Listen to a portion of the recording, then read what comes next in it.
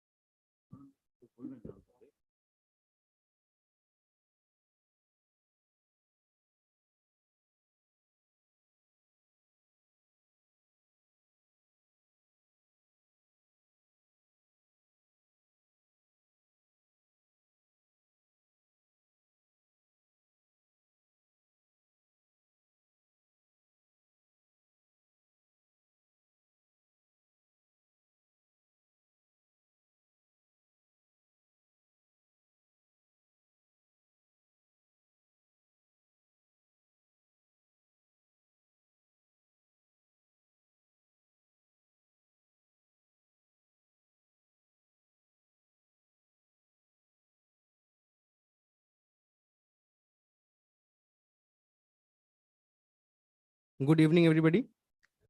আচ্ছা, আমরা programme start করতে আরম্ভ করছি এবারে। Just for information, we are all live right now.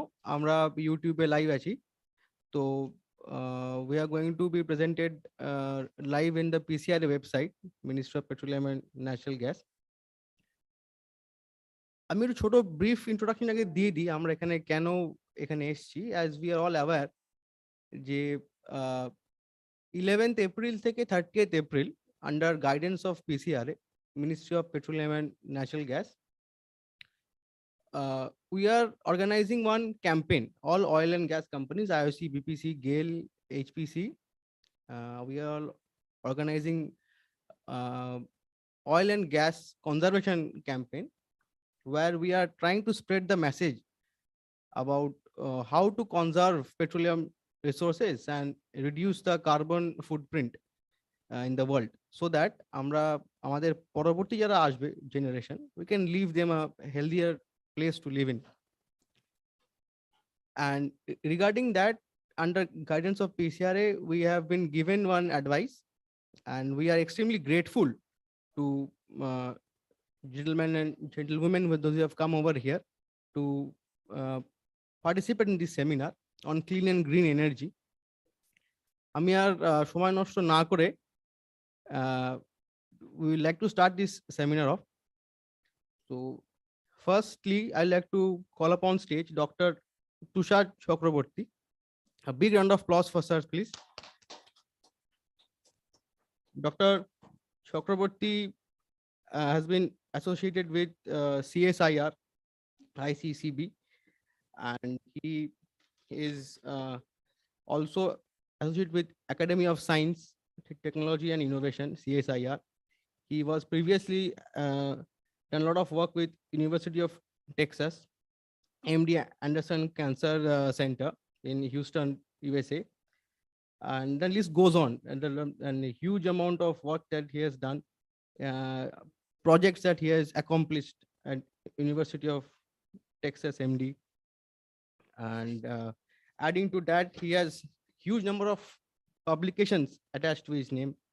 Sir was done his education from St. Xavier's College, chemistry honors, and then masters from Calcutta University, and his PhD from Bose Institute.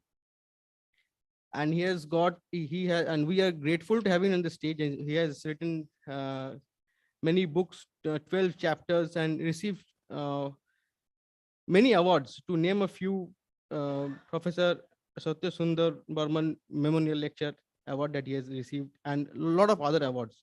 He has accomplished a lot of projects. And sir, we are really grateful to have you here today.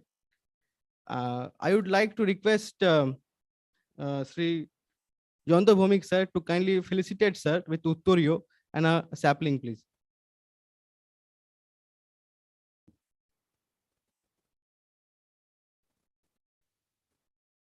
A big round of applause for sir, please.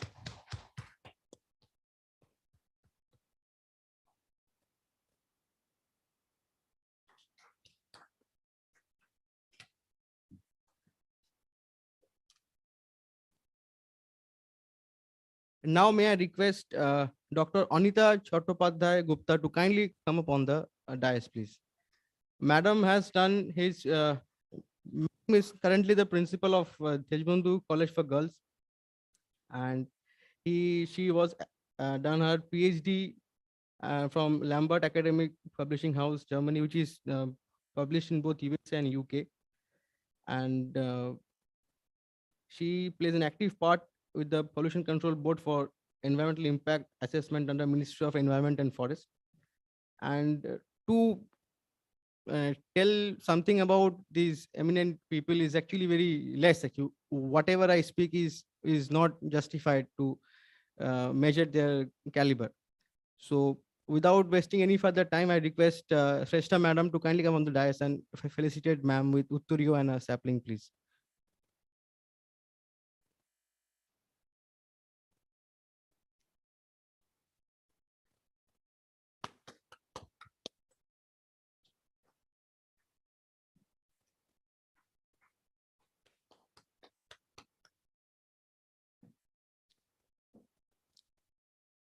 Now, may I request Dr. Shivaji Biswas from PCRA faculty to kindly come up on the dais, please. Dr.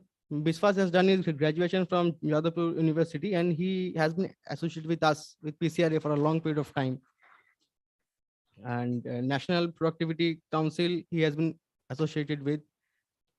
And after retirement, now he has opened his own company, DS Cube Energy and Environmental Consultants. And presently, he is doing a lot of work with us and PCRA for conservation of natural resources and petroleum resources. I would request Bhomik sir to kindly come and felicitate sir with Utturi on a sapling, please.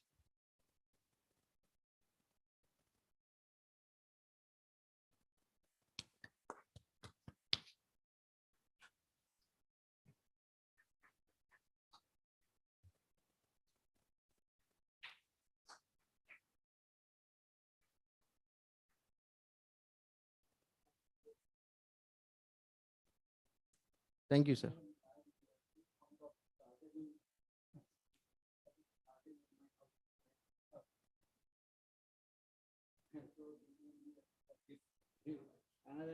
Great.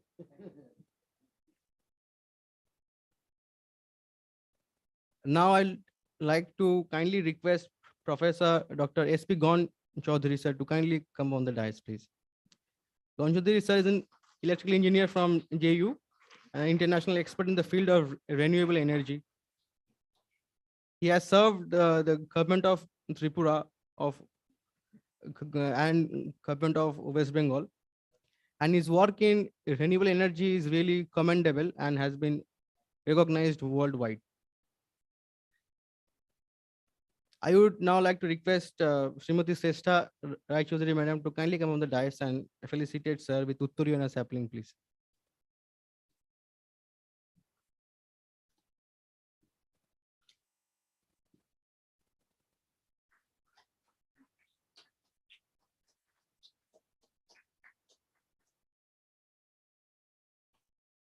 Thank you. Thank you, sir. Now, I would like to request Bhomik sir to kindly give the welcome address. Thank you.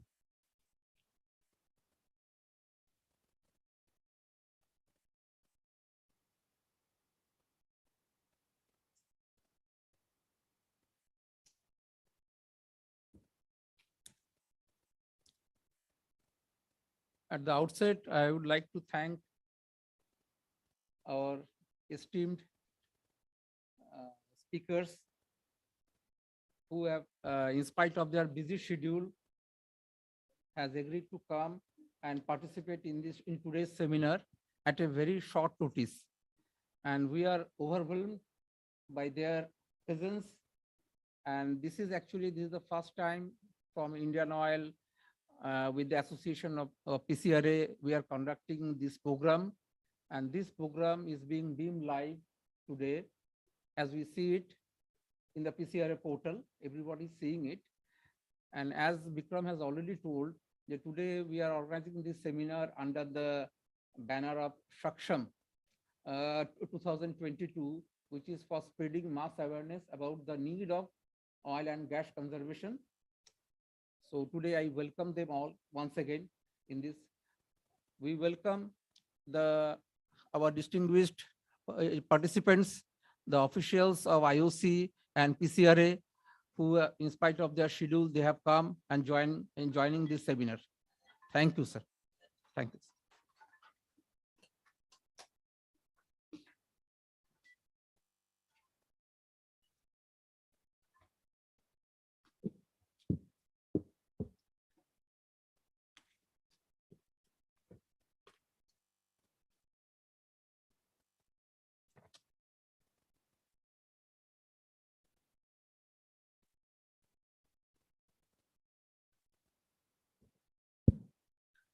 Now we are going to take this time and request everyone to listen carefully on what the experts has to say on how can we conserve on petroleum and natural resources. PCRA has given basically has extended some topics on which can be discussed. So firstly, I would like to request Dr. Tushar Chakraborty sir to kindly give his speech in this regard. Sir, over to you, sir. You can use the mic in front of you. I'll just guide.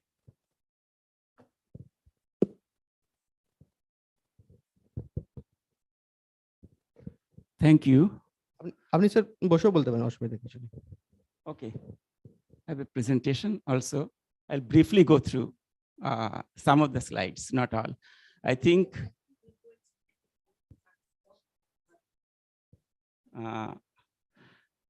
so I'm grateful to Indian Oil.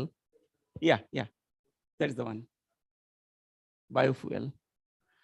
So there were few topics were given by you as a theme topic in this Saksham event. So I have chosen the biofuel aspect. I hope that in-house people who are here, so you are a bit familiar with that topic. Renewable energy, which is much more interesting, and solar energy, and the other Shantipada Ganchodhuri, he will talk about that. But I will also, so some of the biofuels are very common, but I will also speak about its evolution, the futuristic, actually the ideal biofuels, which is coming already. Maybe you know some of them. So I'm grateful to Petroleum Conservation Research Association for inviting me here, and it's my pleasure to interact with you. I think a discussion mode would have been better, which you suggested, but okay, as a presentation is there, I will briefly go through it. But interaction is, which is more important. And we know that although biofuel is in our technical term, we call low-hanging fruit and proven technology already there. And actually that was biofuel was something which our civilization started with. The Ford motor car, when it was released in USA, the first model, it used to run on ethanol, not on petroleum. Petroleum was not there in the market at that time.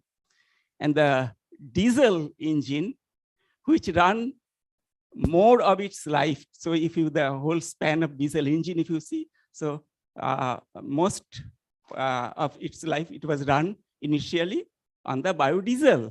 So it's nothing new. What happened that petroleum became very cheap alternate. That was why it replaced biofuel. And the scenario has changed, not only because of the price and availability, and Gulf War was one example where energy security that came into, so every country need to have the energy security, its transportation, otherwise whatever military arsenal and everything, if you have, you are attacked, you will be, your hands will be bound. So how much petroleum reserve you have is very important. So again, that was one reason. Another reason is, of course, the greenhouse gas production, which is causing the existential problem of climate change right now. So we had to mitigate that. Fossil fuel had to be replaced anyhow to prevent climate change. The third aspect is the green thing, that is our health.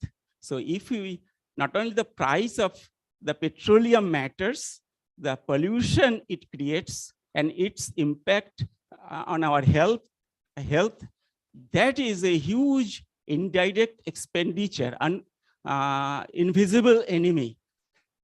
So we had to make whatever transport fuel we use, that had to be health-wise, it had to be neutral at least. So that is how the biofuel came. Next. Can I, what, here? Okay. So I will skip this. So conservation, it is an individual and social concern. So individual had, we had to participate in that to understand this thing. And unless the institutional care is also needed. That is what we mean by social concern. The states and all the enterprises like you work in Indian Oil and other, they had to be involved. And I'm glad that they have become involved and they took initiative in this type of things. Whatever program is there, it had to be people-centric program, keeping people. Otherwise, it is not going to work. Not only the price and profit and all that thing, it had to be overall benefit of the people, and we had to move the people. People had to move. Then things will move, because so it is a directional change. So unless everybody, so democratically it is done, it is not going to work. People will also count their money, their parts. The third is the green and clean energy aspect, and nature not as our enemy, nature not just as a natural resource. Nature, so nature-based solution. Nature can also give solution to most of the problem which we have created by our unsustainable use of the natural resources. One prime example is fossil fuel. So the next one, biofuel, renewable energy derived from the basic definition, any biomaterial, maybe from plant, animal, microbial, and maybe solid, liquid, or gas. But we basically talk in United States, when you mention biofuel, they write always the agrofuel, because this is agricultural product. But of course, animal fats and other things, animal sources, they can also contribute to biofuel, and the microbial source is a big one. Europe not only treat biofuel just as agrofuel, the other sources like biodiesel, actually the prime thirst in Europe is on use of biodiesel, and bioethanol is the main thrust in US. So that is the major difference of their direction. Then the future, which I will talk in the last, that will come also. History of biofuel, I will skip. I have already mentioned that the Ford story and others. So Rudolf Diesel, who invented diesel engine, he designed it for the biodiesel itself, and that was from peanut oil. That was the, the diesel engine used to run on peanut oil. And the ethanol is, of course, the Ford motor car. Petroleum-based fuel originally replaced. I have gone through it already. History of biofuel, I can spend hours on that, but I'm not going to. Okay, next one is biofuel today, the current scenario. So basically, Mr. Vomik mentioned the finite reserve of fossil fuel necessitates now replacement of the replacement by renewable energy and biofuel. Biofuel is also renewable energy, but whether anything renewable may not be green energy. We need renewable energy and green energy. So there are certain conditions which the biofuel had to serve to become completely renewable and green. But renewable, it is, of course, mostly agrofuel derived from biomass, bio-waste. I can skip, I can go. So I think I've dealt with that. Producing biofuel from biomass, there are two main methods. One is the ethanol towards that, the fermentation of the sugar crop, or in India, basically, it is the broken rice, rotten wheat, broken wheat, rotten potato, municipal solid waste gradually coming into the picture. So they can go in fermentation mode, can produce ethanol, dirty ethanol, even will do, and then it has to be refined to make the bioethanol, which will go not for any other industrial purpose, but will go into transport fuel. And you know possibly about that. Method two is the biodiesel route. as a Europe, so and US also corn-based or other vegetable oil you can make. It had to reduce its viscosity, and then you can refine it, or you can use even directly. That is the biodiesel mode. And biodiesel can be made with a lot of other things. Next. So this is basically, possibly, this audience knows a lot of this. Application of biofuel is mainly transportation, which is very relevant in a city like Calcutta, one of the most polluted city, Delhi. So some of the most polluted cities in the world are now in India. So we had to be very careful about transportation. It is very topical, and it's people's issue, but people are not that much aware of that and not that much vocal on that even. Leading application, because vehicle requires clean, dense, high-powered fuel in a liquid state, and liquid can be easily pumped and stored. So that is the advantage of the liquid, bioethanol, biodiesel, others. So you can pump, and so as a transport fuel, it is easy. Pipeline through it, you can send it. Solid biomass is for power generation, wood, heat, and power generation other. I'm not going into that. Next. And biofuels are counterparts of, so ethanol goes to gasoline or petrol, which we call here. Biodiesel goes into diesel. Methanol goes with methane, the CNG. So you can put methanol over there. And biobutanol, in United States, it is used butane as a fuel. So replacement is biobutanol. Next.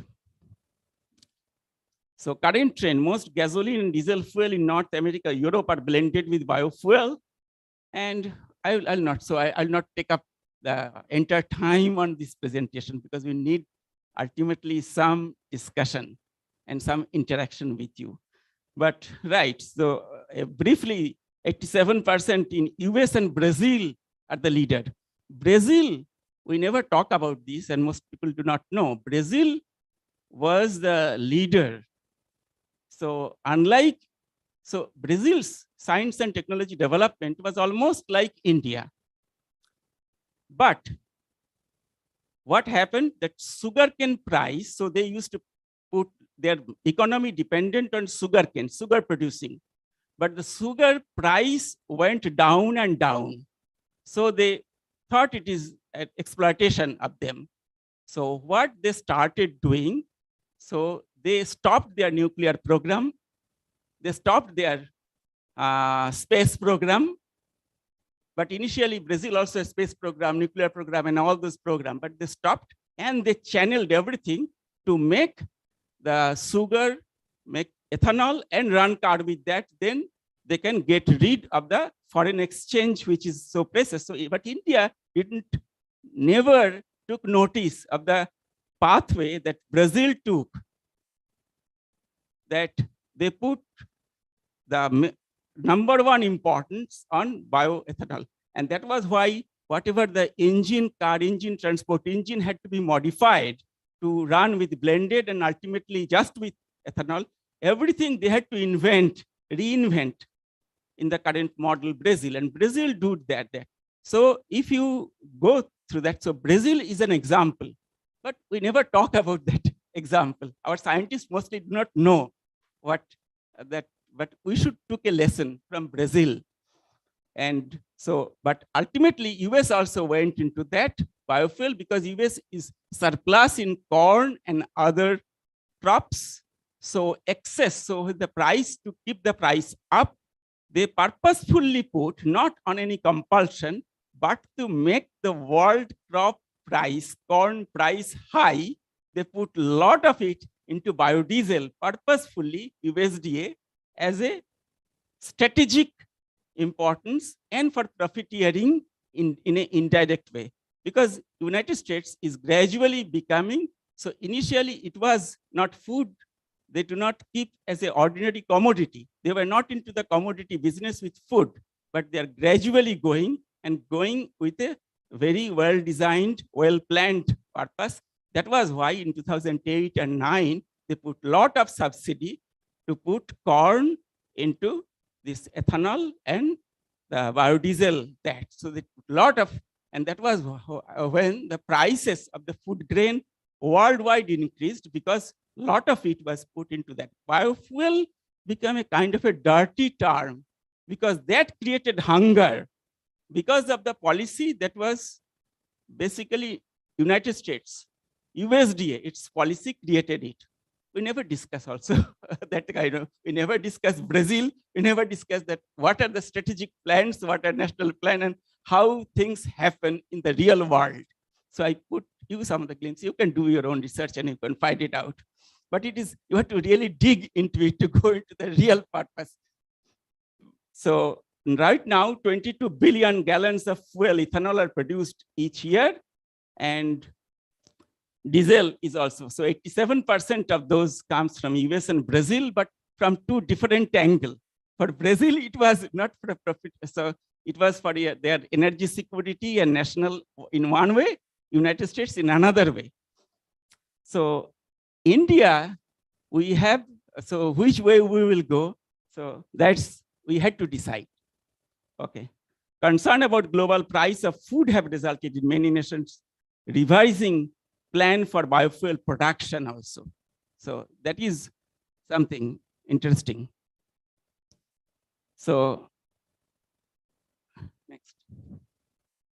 National policy, so the next one. So I think the, yeah, no, 2009 policy will first come, okay. Right, 2009 policy.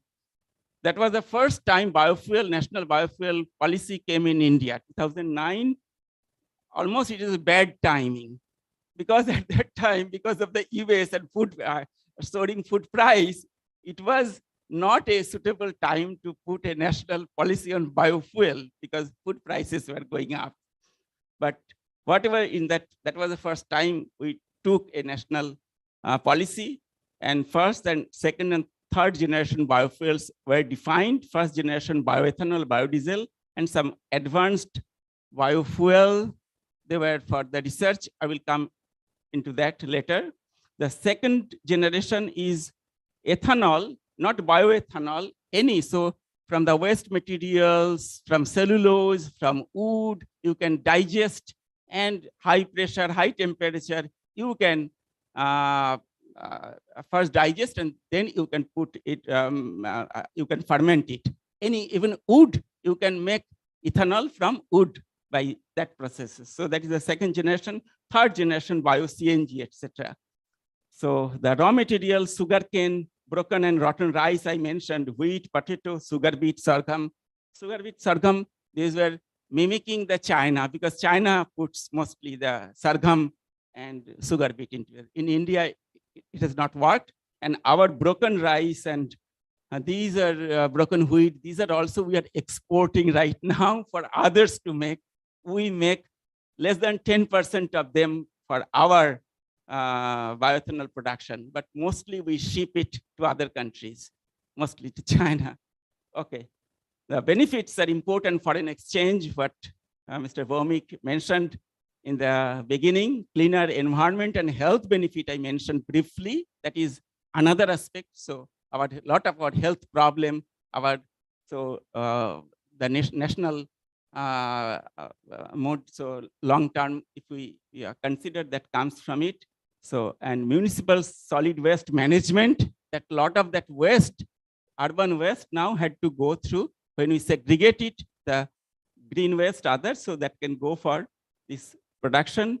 Rural industrial park and infrastructure, that was what in the policy said. So bioethanol production, those production can be in the rural area, and that will indirectly also improve our rural infrastructure. That was 2009 policy mentioned. Farmers' income will also increase in employment. So that was 2009 policy. And 2018 policy, we have revised it, that biofuel as an energy security. First, it was the price and the health and the environmental policy. Now we have defined it as an energy security purpose. So Satat, the sustainable alternative towards affordable transport, what is very in thing right now. So possibly you know it better than me. These programs, compressed biogas or CBG in place of CNG, replacement has started now. NBCC, National Biofuel Coordination Committee, have been formed. So right now, from 2018, actually it took some root, the policy started taking root. So, and biodiesel policy have also been made. Biodiesel is basically a lot easier, will be. Next. Comparing energy density. So right now it is not a matter of concern, but we had to mention that energy content of biodiesel is about 90%. Why Europe are more circumspect on that, more scientific. So as energy dense biodiesel as the diesel or petroleum, almost you can compare. But the energy content of butanol is about 80%, but for ethanol, it is about 50%. So if we put 20% ethanol there, actually price-wise we will get less. So your car mileage will reduce to a certain extent because of this energy content calculation is also important. Next. Biofuel carbon footprint. Also, so one advantage is overall carbon footprint can be lower and the pollution can be lower. Next. Why renewable? They are produced from biomass. Okay, we can skip. We know already gone through it. Green energy. So renewable, not all renewable are green necessarily. Renewable energy simply doesn't, like solar, wind, hydroelectric power. These are of course green because they are not producing anything, but indirectly even the solar and other, what are battery, what are the storage you are using, and what are the metals you are using, and where it is going. So in that way, also indirectly, there may be some non-green part associated with it. The green energy is also good for the planet because it doesn't harm our ecosystem, contribute to acid rain, worsen global warming, etc. Solar energy is green and renewable. All green energy not considered renewable. Biofuels, example of renewable energy source that are not always green because they can produce greenhouse gas, and they can produce sulfur and other things unless you treat them properly. So all the biofuel are not necessarily completely green. So you have to take extra care to make it green. Next. Not without, so I will go through it. So the main concern is whether you will put it, we have a limited land mass for agricultural production, limited water. So how much land you will use for biofuel production or for the food, that judiciously, it differs from country to country and the other aspect, right? So one had to. India right now is surplus in certain food. So maybe we can go through it, but we had to check that whatever our necessary of food, nutrition, and the energy. Of course, energy is very important for development and civilization. Other purpose, energy consumption will increase when our standard of living is increasing. We are developing really. Urbanization is increasing, but we had to judiciously calculate that how much we are putting. Otherwise, this balance had to be mentioned. Next. Nature as a solution. That is why, so we put nature only for exploitation. We scientifically, we explore and then exploit. But that is the wrong attitude toward nature. Nature can give. So whatever good part in biofuel is due to this plant, this mother earth, which indirectly involved me in this program. So their focus is on the plant. So that is where the carbon, the photosynthesis took place. That the photosynthesis is the brilliance. That is the geniusness that gives you biofuel, gives you green energy. And that we had to depend on that. So that's the important part. Next. But right now, I will end with this part that there are, so science give solution, ultimate solution to a lot of our, whatever challenge is there. So science is something which can meet up, gives you it gives scientists an opportunity to put a novel method to overcome that challenge. So artificial microbe and synthetic biology platform for bioenergy, that is futuristic. India also in its biofuel policy puts part of money in that. You know, whatever is that, it is there are two ways you can put artificial cell, artificial microbe, which can produce the biofuel, biodiesel, bioethanol, even hydrogen, the ideal fuel, which will produce, just make water, and so completely non-polluting. So even you can force microbe to make hydrogen. So hydrogen is the futuristic, that is the ideal one right now, particularly for the transport sector. Now, the genome minimization. So how we create cells, the microbes, right now, whatever microbiology we are doing, it is very primitive. But that is, we can minimize and we can genetically engineer the microbes so that it is geared towards making bioethanol according to our plan, according to our desire. By genome minimization, forward engineering, a top-down approach. You cut unnecessary genes from the microbes and design it, redesign it. And what kind of microbe ARCA? So as a molecular biologist, we say that there are three types of living things only. A prokaryote, eukaryote, and the ARCA is the third kingdom. ARCA is very important. Prokaryote is which doesn't have nucleus, like bacteria.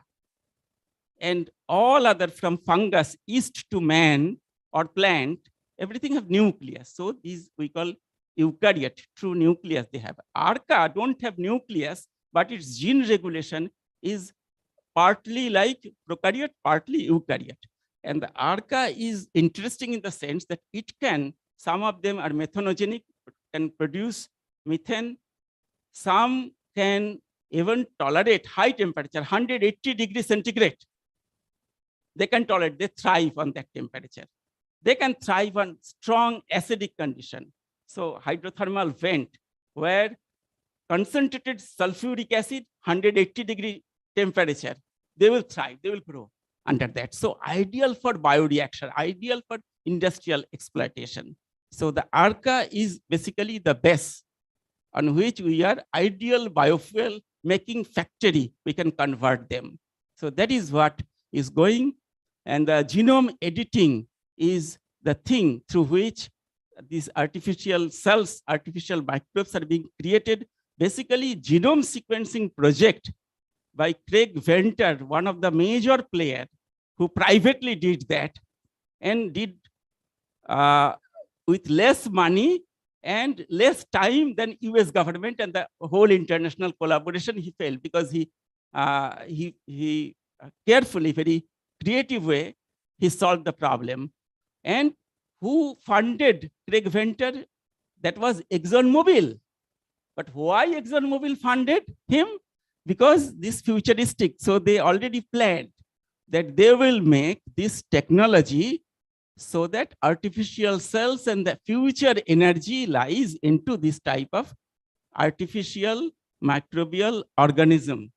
Ideally, you can force it to make either hydrogen, ethanol, diesel, whatever you want, you can force it to make. So that is what, but two approach, one is genome minimization, complex cell cutting into. So in 2014, a cell was made with only 414 genes. So 15% of the genome of E. coli have been retained so that E. coli can survive and can do certain purpose. But 85% of the genes you got rid of, you removed. So this type of things is the first, the genome minimization, one approach. Other approach is artificial cell with limited genes. Church and the Craig Venter factory, they are making a lot of, through artificial intelligence every day, they are making millions of artificial cells with minimal, very novel genome setup, which can do very novel chemical reaction. So a lot of things are coming through this way. So future, right now, the alga is the main source for making biodiesel. It is not the vegetable oil and the other, because you can lot easily through alga you can make. But the substitution of alga will be this type of things, and which is most of the patents are now in this area, and that is the future. Within 15, 20 years, the products will start coming, and then they will disrupt all other biofuel program, and that will be the only program where the future lies. Next. So I'll end here. Science, the problem solver, and nature, the teacher of science. So with the industrial civilization, first industrial revolution, when we replaced biofuel with petroleum, with the steam engine coal, the fossil fuel, the solid biofuel, and then with the gradually internal combustion engine came and petroleum, the gasoline, we started putting into it, that accelerated. Initially, it was cheaper than water. So that replaced all other biofuels. But right now, in the long term, we know what we did. Basically, we are killing the planet through it by over-exploiting, overusing it. So the plastic, we say so much, but plastic is nothing. It is a byproduct. So you know it better than me. So in a kind of, when we talk about green chemistry means to make a product with less byproduct. So petroleum is one of the prime examples. So per 100 kg petroleum, you only 25% is the waste you make. All other waste you make wealth. So the naphtha and everything, so raw material for all the waste have been converted. And so plastic is a byproduct, so which has been used. But if we stop oil, then all these things will again come into the nature-based sources. So it is a directional change. It will be a technological disruption, industrial disruption. So it has started coming, but it will come, and we had to prepare ourselves. Otherwise, in a fine morning, if it becomes very cheap through these artificial cells and the others, then we will be in a very hard position. So we had to prepare. So India has the capacity. We have scientific knowledge, R&D, we have other things. So we had to judiciously, we need national policy, and we need people-centric approach. And we have our reverence towards nature also is left in this country. Nature not only treated as a source of a natural resource. And so that is the way to go. I think this Saksham, this program, so we had to, within your communities, change can come better through the community, people like you who work in this industry. And then most of the people, they are unaware of whatever happening. But whatever happening is happening for sure. And that is we want it or not. So if we do not participate in this exercise, we'll be left out of the opportunities. So there are crises and also there are opportunities right now. But the biofuel is a low-hanging fruit right now. But the newer biofuel which are on the horizon, once it will come, that will be a game changer. So we have to prepare ourselves for that. So I'll stop here.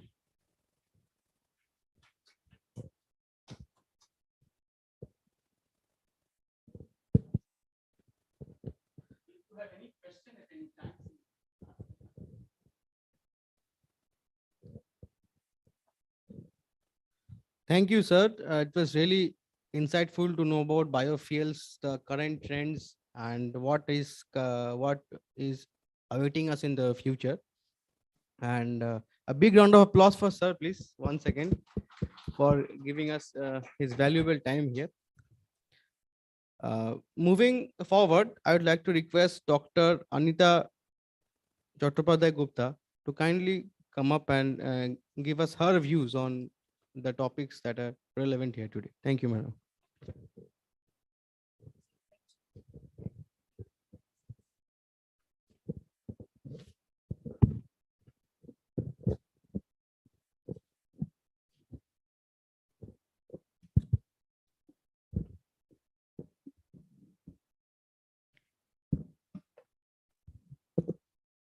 Good afternoon to all. I am extremely honored to be here amidst this august gathering. And I would like to express my sincere thanks to the officials of Indian Oil, to Sri Aru Bhattacharya, and to everybody sitting here patiently listening to us, the speakers.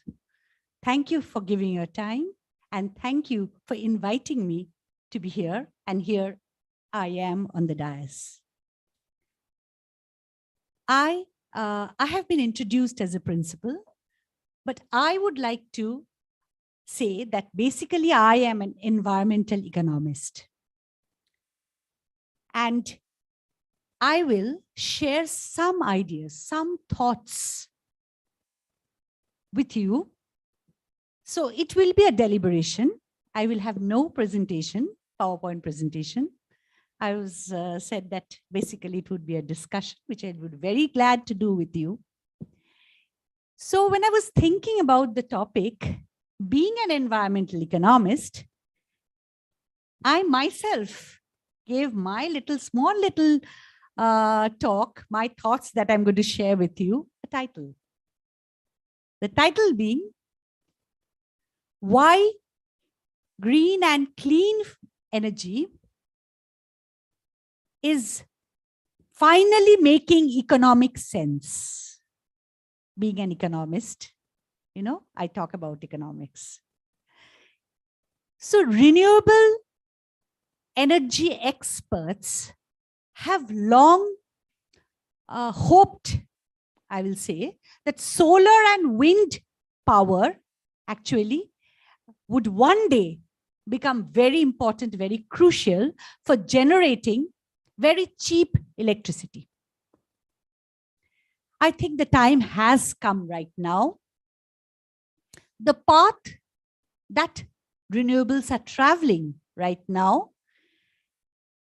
is, of course, bagging a lion's share of global's electricity production, far exceeding, and I hope it will exceed, more than 26% of the share that it is today.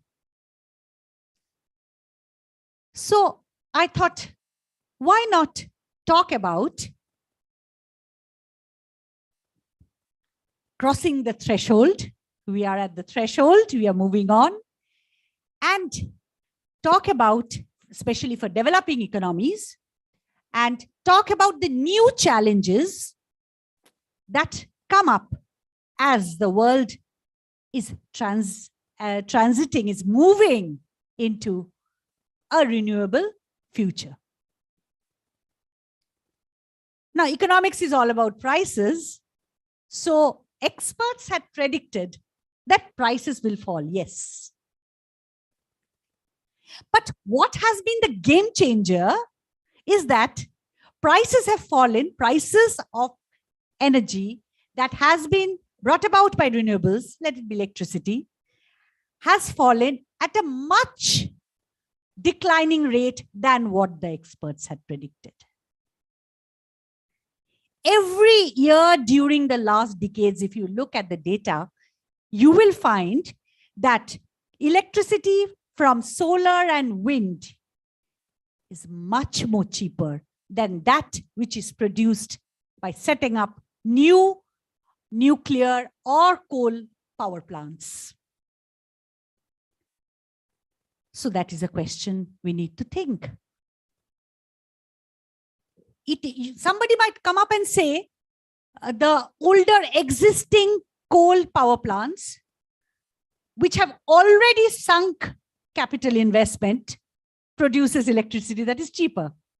Yes, but aren't they also moving towards a retirement age? So what is important is that there is a transition. The landscape is changing. The landscape is changing towards a new clean power generation mechanism. So we can think, let's go beyond thinking, just decarbonizing our power plants, which is expensive, and therefore the electricity it generates is expensive. And why not let us think about what would be more beneficial, like greener electricity. Okay, let's come over to the wider picture. Let's come over to the macro picture. As I have already said, that investment in setting up, in the setting up of renewable energy productions is much less than if I start to set up a new coal power plant or a nuclear power plant. That means the electricity it will generate will be much lower. The price will be lower. Why? Because the cost of production is low. And of course, profits will be higher. People will want to produce. Now the point is, most important point is that let us talk about the households when we are talking about the macro picture. It is a summation of the firms and the households which make up the economy, right? Now the households, they are paying much less because of this power, because electricity is now cheaper. So they have more personal disposable income in their hands to buy other consumables. And what does that mean for the economy? It is stimulation. The economy is being stimulated. There is a multiplier effect, as we talk about, because the economy is moving into the realm of renewable energy. Let's bring in another question. These questions I've thought about, that I'm sharing with you. The question is, the issue is this new surge of renewables beneficial to the world's poorest of the poor? An interesting question, isn't it? In most developing economies, what do we have? We have plenty of households, yet they do not have access to electricity. Why? Because of lack of infrastructure, which is needed to connect them to the main system, which is not available. But if we think of renewable technologies, what happens? The countries can skip this elaborate, extensive power grid system as we talk about. And we can bring in energy production. We can take the energy production, concentrate them in areas of centers of demand. For example, we can, in case of solar, even build the solar panels on top of a person's house roof. So a transition is taking place. Now, we have to be ready with more plans for the transition because other issues come in. For example, let us take an example of the coal industry. Now, suppose we have in a coal industry, there are lobbying groups which benefit from the coal mining industry. There are unions whose workers work in the coal industry. So the question arises is, if they lose their jobs, what happens? So policy intervention needs to have a balance. What sort of a balance? We know that if we move on to renewables, there are plenty of studies that have shown there will be a huge amount of employment that will be generated. True. But can we forget these coal miners who have lost their jobs? So we need to reskill them. And if anybody is close to their retirement age, then provide them additional financial arrangement. So these have to be brought into being. We have to take the manufacturing sectors into coal mining areas or build solar farms or build wind farms in those areas. So a lot of planning becomes essential. Now, let us bring in another consideration. It has been noted that energy systems which are entirely dependent on renewables often face what is called the system integration challenge. What is that? It is the complexity of any system that has to always ensure that some power is generated. The sun may not always shine. The wind may not always blow. But during these periods of time, a heavily renewable dependent energy system will not be able to generate electricity. So we have to keep that in mind. And alternative energy sources need to fill in the gap. We have to think about it. Now, numerous studies, there have been plenty of studies that have shown that a path that adopts renewables definitely will lead to a low-cost plan for the economy. But what we have to incorporate, just now I have talked about switching technologies. The main challenge is how we can efficiently switch technologies so that households do not have blackouts. So what do we need to do there?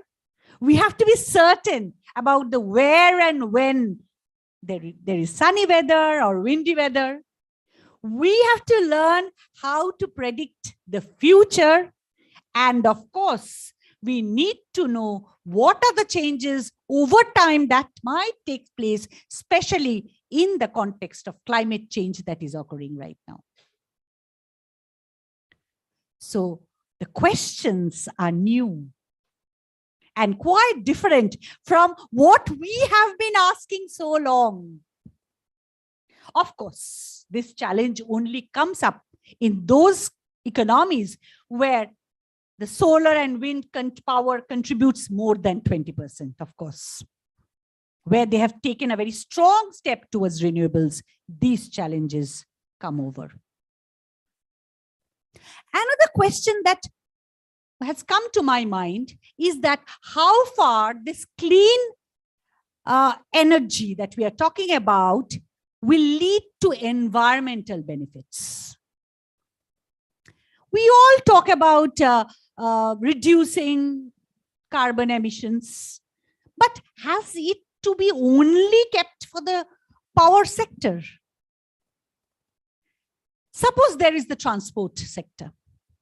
If I can, or we can, convert the fossil fuel driven cars into electric cars, where the electricity is being generated by the renewables, which will be very cheap, then number one, we are reducing emissions. Number two, we are reducing the load on fossil fuels, petrol and diesel, because the demand will fall.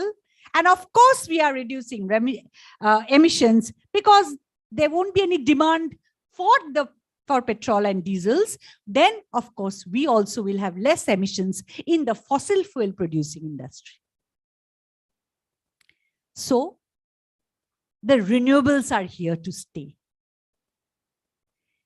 Recently, I was reading through Al Gore's book, The Inconvenient Truth, where I found he talked about what Carl Sagan has said. The blue dot footage of the Earth in the sky, it looked so fragile. The Earth looks so fragile. And he said that it is very important for us. It's our responsibility to protect it. I love the line so much. I would like to share a few lines from that book with you, if of course you will bear with me. It says, you see that pale blue dot? That's us. Everything that has ever happened in all of human history has happened on that pixel. All the triumphs and all the tragedies, all the wars, all the famines, all the major advances, it is our only home. And that is what is at stake. Our ability to live on planet Earth, to have a future as a civilization. I believe this is a moral issue. It is your time to seize this issue. It is our time to rise again, to secure our future. Al Gore. These are certain thoughts I thought I would share with you. Thank you for giving me this opportunity to express what I thought. And thank you once again.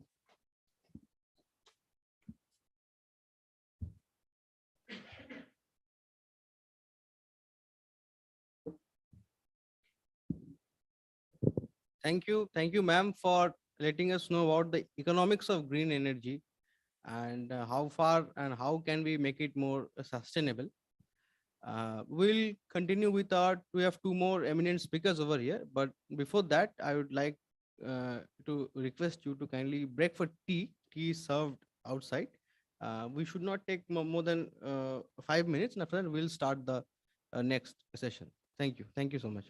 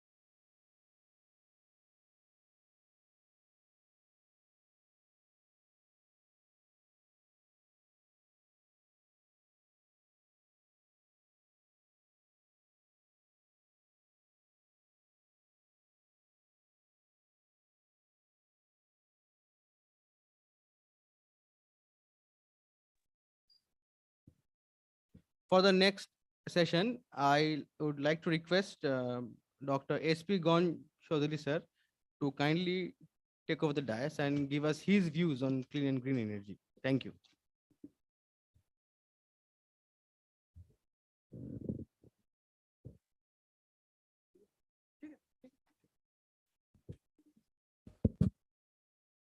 Uh, Good afternoon. Thank you very much. At the outset, I thank Indian Oil for organizing this type of seminar. Your GM was telling me it's first time you are organizing such type of seminar, particularly on this topic, which is very close to my heart. And I'm very happy that you people who are really dealing with the fossil fuel, you are also switching over to renewable energy sector. That is the thing, this is a transition. This is very good. This is a very good approach. Gradually, your mindset should be changed, because in future, there may not be oil in future. It will be phased out. You have heard about the COP26 and the coal phasing down slowly. Our Prime Minister has given clearance in Glasgow. So the point is, and from your mindset, you should be ready that yes, renewable energy is gradually, entering into the picture, and gradually this fossil fuel is phasing down, going out. So that type of, I am not telling you that by tomorrow itself we can rule out the fossil fuel. Coal will be not used, oil will be not used. No, that will not happen. This will happen in a course of time, So this type of seminar, workshop, or this type of, discussions are really good and really very interesting. And really it will, generate some awareness of you people. What I was thinking to discuss with you, you as a, Indian Oil people or PCRA people, you see, just you try to understand what country, being in the government, I must tell you about the national program. I thought I should tell you about the Indian program, what India is doing in the renewable energy sector. You must know that. So the point is, to do any work, you need energy. And it started, if you look at 1,000 years ago, we were just getting our energy from our muscle power or our draft animal power. So still you will find bullock cart and other thing, but there are a lot of changes, gradually we shifted to coal.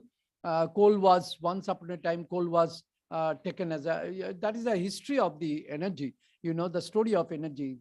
Switching over from muscle power to biomass, biomass to coal. Coal was, once upon a time, we thought coal will be the solution for all energy sources. And, through industrial revolution, the use of coal enhanced like anything at that time. But side by side at that time, oil, I don't know how many of you know, the oil was struck commercially first time. Do you know which country? The country Azerbaijan. At that time, it was part of Russia, Azerbaijan was the country where, in 1847, oil was struck. Bibi Hayat is the name of the village. I visited as a delegate of India. I visited that village also. They struck in 1847 oil. Still those, donkey type of thing, these are there. And they are still, if you see the Caspian Sea in Azerbaijan, you will find oil in your hand. So after that, from oil, from coal, there was a switch over to switching to oil. And we thought oil is a solution in the energy sector. But gradually, at that time, research works were going on, and oil to nuclear power. Again, into 1950s, the Russian, they came up with the nuclear power plant and the first 5 megawatt power plant. And we thought, oh, we got the solution. Energy, there is no problem. We got the solution. Nuclear power is there, and we'll get cheap power, and we will solve the all energy problem of the world. Now it continued, and really nuclear power, it also took over at that time. France, their nuclear power generation was 76% of their energy production. 76% nuclear power, and nuclear power is more, environment friendly. I'm not telling it is totally environment friendly, but more environment friendly than the coal and the oil. So it took over. But you have heard about the Chernobyl accident. Chernobyl, the war is going on. That Chernobyl accident, that really gave us some, thought about the future of the nuclear power. And subsequently, there were a lot of other accidents, including Fukushima and other places. Gradually, the worldwide, there was a movement. And the nuclear power, that was phased out. That is being phased out gradually. In India, overall 300,000 megawatt energy scenario, you will find hardly 5,000 to 3,700 megawatt of nuclear power now. So in India also, in Haripur, in West Bengal, I was at that time in the Department of Power, I was Secretary Energy. At that time, a lot of, initiative we took that Haripur, there will be a nuclear power plant. But the people, they objected, the local people. And we realized that nuclear power has got certain limitation. So again, nuclear power, the way it was growing, it stopped. So we started, you see, there is a transition, there is a switching from draft animal power, muscle power, to coal, to oil, to nuclear. And then what is next? So coal and oil as an energy source, good. Concentrated energy source, good energy source. But the pollution, the Paris Agreement, the 2015 Paris Convention, where our Prime Minister was there. At that, it was discussed, and the 196 countries of the world, 196 countries of the world signed the agreement that they will reduce the emission by 33% by the year 2030 in Paris. And accordingly, the total energy plan of the country, all the countries, the energy plan was changed, including India. You have heard about the National Solar Mission. I was also one of the, the people, who were writing the National Solar Mission at that time, announced by the Prime Minister, Dr. Manmohan Singh in 2010. After that, the National Solar Mission was enhanced. It was initially targeted 20,000 megawatt in 2010, but in 2015, the new government came in 2014 and they changed the target, and it was made 100 gigawatt, that is 100,000 megawatt. So the country, after Paris Convention, they decided that the Prime Minister announced that we will put up 100 gigawatt of solar power. So you see, 100 gigawatt of solar power is a very ambitious target. And by the year 2022, that was the target in the Paris Convention. And what is the solar energy program in the country? There is a ministry, you are aware about that. There is a Ministry of New and Renewable Energy Sources who are really steering the program. Out of this 100 gigawatt, 100,000 megawatt, we decided that 40,000 megawatt will come from the rooftop solar, and 60,000 megawatt of solar power will come from land-based solar power plant. In next 2010 to 2022, that is 12 years time. And India, accordingly, the target was given to India. India took a target. Why? Because of the reduction of emission. If you want to reduce the emission, the target fixed up by the Paris Convention, then you have to switch over to renewable in this manner, and your requirement is 100 gigawatt. So accordingly, to achieve that 33% reduction by the year 2030, we started in India, all the state governments were asked by the government of India that you make the policy, including the public sector undertaking. I don't know whether when NGC, oil companies, steel companies, or NTPC, NHPC, all public sector undertaking, they were given target. That you are to do, their target was about 25,000 megawatt. That 25,000 megawatt of solar power has to come from the public sector undertaking. So they started installation of the large size solar power plant. The solar park program came in the country, large, very large size, the initial solar megawatt scale solar power plant, only 2 megawatt capacity was installed by me, in Asansol, first time in the country, to 2 megawatt solar power plant. And later on, now in our country, we have already installed 52,000 megawatt, 52,000 megawatt of solar power. It's not a matter of joke. It is growing. That means oil, coal, and other things are reducing. So gradually, solar is taking its own space. But I'm not telling that solar will, just phase out coal and oil in next 2 days' time. It is a matter of time. In Glasgow Convention, where we were there, Prime Minister himself was there. He announced, and others, head of the states, they also agreed that by 2070, the net zero target. By 2070, net zero target. And by 2030, 50% of India's power, 50% of India's power will come from renewable energy by 2030. So just think, what is a big task we have in our front. You have to do a lot of work. As a public sector undertaking, you have a lot of responsibility. So as I was mentioning, there are 2 types of solar energy program in the country now going on. One is solar thermal program. Solar thermal program, don't think all programs are solar photovoltaic program. That means everywhere we are generating electricity. If you want to save oil, or if you want to save electricity, conserve electricity, then you think about the geyser. How many geysers are working in the country?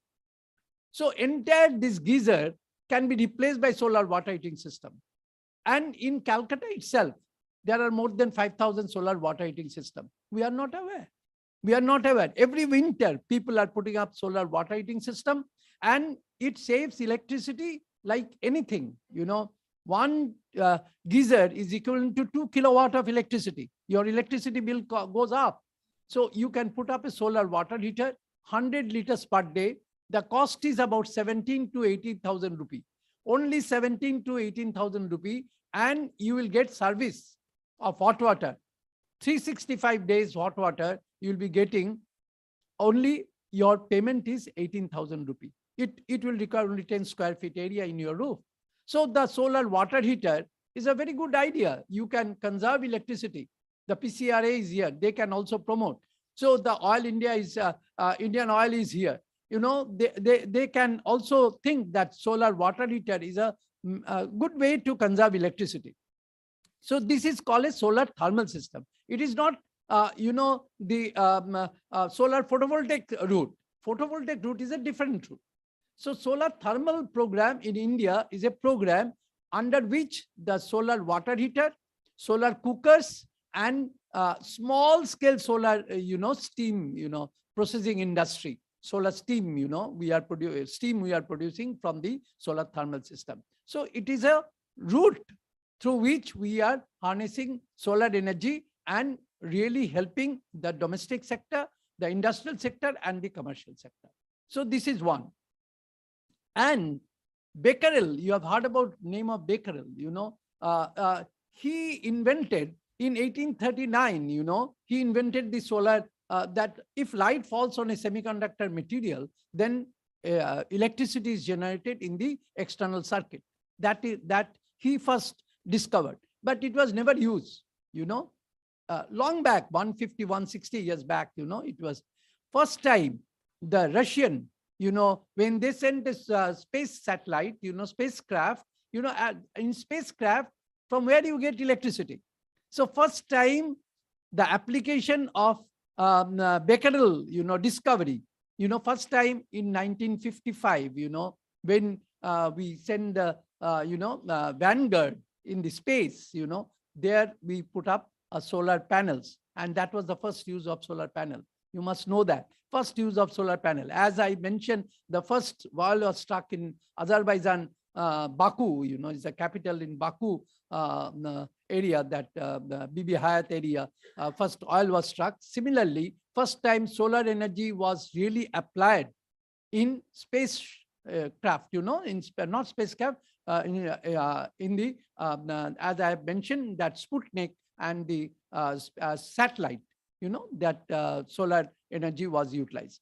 After that, from 1975, 1976 onwards, solar energy was utilized by the normal, for rural development, for the development of the mankind.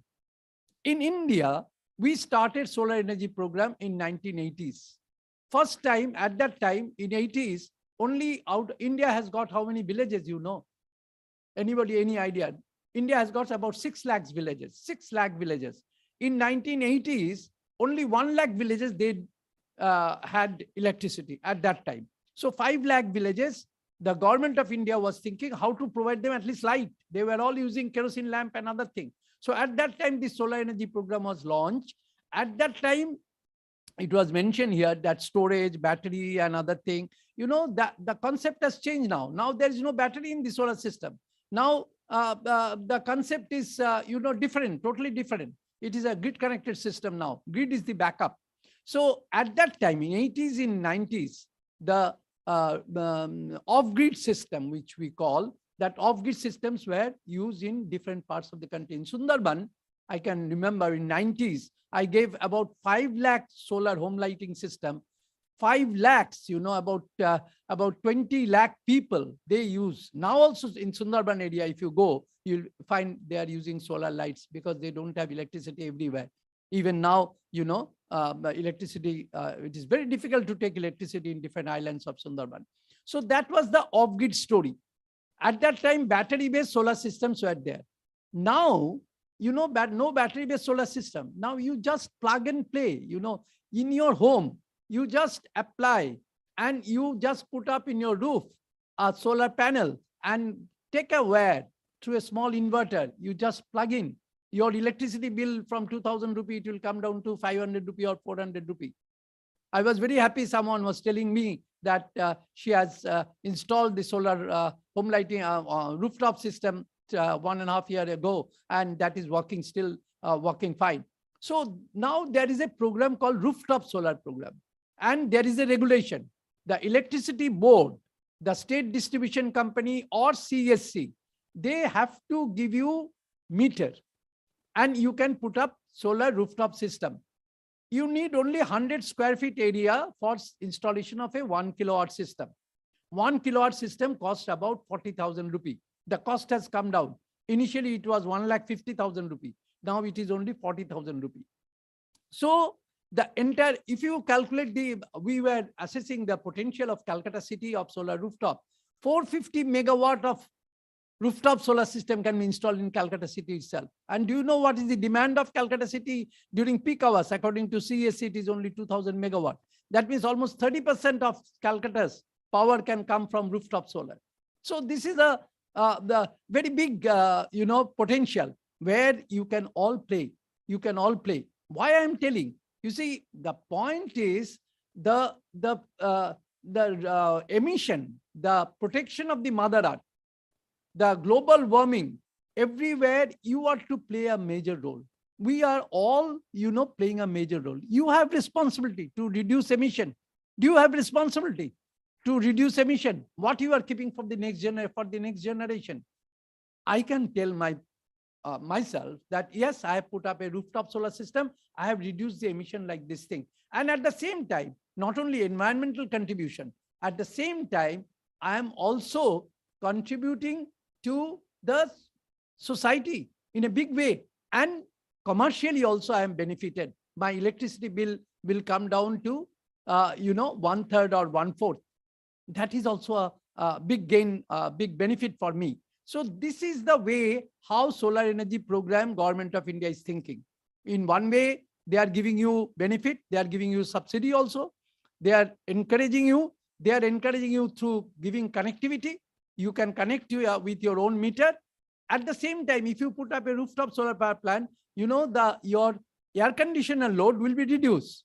It will be not hot. The room will be not, the top floor room will be not hot like that. Your air conditioner load will also reduce. So this is one way where you people, you can ask that where is the role? The power generator, big power plant, all the people, the power producer, they will be putting, what is my role? But in order to protect the Mother Earth, to reduce the emission, you have a role. And this is the role I'm telling you can play. You can switch over from conventional electricity to renewable in a small way by putting up a 1 kilowatt solar power plant in your rooftop, reducing your electricity bill, but at the same time reducing the emission. So this is one way you can contribute a lot. At the same time, again, I'm telling you the other way what we can do. You can also think about I'm not telling you, you can promote the land-based solar power plant, the industries, the various industries, the entrepreneur who are thinking that I'll be generating some electricity and sell it to the grid. So this is called land-based solar power plant or floating solar power plant. In water body also, you can put up a solar plant. Everywhere, land neutral solar power plants. These are all coming up because in the latest, the Glasgow Convention, COP26, in COP26, India has given, as I mentioned in Paris, India gave a commitment of 100 gigawatt, reduce the emission by 30%. But in COP26, the commitment is by 2070, it will be net zero. So it is a huge commitment. So the India's target, it was 450 gigawatt, 450,000 megawatt of renewable energy power from by the year 2050, by the year 2030. And Prime Minister himself, he announced there itself in COP26 that no, India will be putting up 500 gigawatt of renewable power by 2030. So 500 gigawatt is a huge task. And all the state governments and the public sector undertaking and the industries, they are to do the job. You see, the India's commitment towards the global emission reduction, that is also the commitment of we people. So how we do it, India has given the commitment that 500 gigawatt of renewable power we are to do. So we have to plan. In your building itself, in your Indian Oil building itself, you can think about your rooftop. I don't know whether you have rooftop solar power plant or not, but you can think of it. You can reduce your electricity bill as well as you can reduce the emission level. So this is the way how we can all play a major role to promote renewable energy. The renewable energy target of India is huge. As I am telling you, the task ahead of us is very, very, ambitious, very ambitious target. It is not so easy. So that is the reason I'm telling you that as a, PCRA member or the Indian Oil employee, you all need to promote the idea of renewable, the concept of green energy, the concept of, the phasing out. In the COP26, it is written, the coal will be phased down. Coal will be phased down. Oil will be phased down. So what will happen then? What will happen? Who will take the space? Because without energy, you can't stay. You need to have energy. Now, it was told by someone that during night, we are not going to get solar energy. We are not going to get solar energy every time. But do you know, Prime Minister himself announced there, India has declared a unique program in Glasgow. That is one sun, one world, one grid. Have you heard about that? Prime Minister himself has announced, it was a big news in the newspaper, one sun, one world, one grid. That means whatever people were telling that you are not going to get sun every time, all the time. No, not that is. You are going to get sun anywhere in the world, anytime. You may not be getting sun now in US, but in India, it is shining. Sun is shining now. But when we will be having night, at that time, US will be having sun. So if you can connect the globe with a international grid, then what happens? In the international grid, the concept I'm giving you, the concept of one sun, one world, 96 countries have signed, and it is going to come in a big way by 2040. That is the target. One sun, one world, one grid. That concept. US, here it is dark, nighttime in US it is sunny. And at that time, they are generating power, they are feeding power to the grid.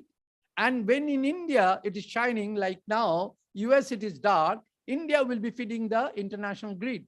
So this is how the international grid will be fed, and no battery is required. So that is the concept of one sun, one world, one grid.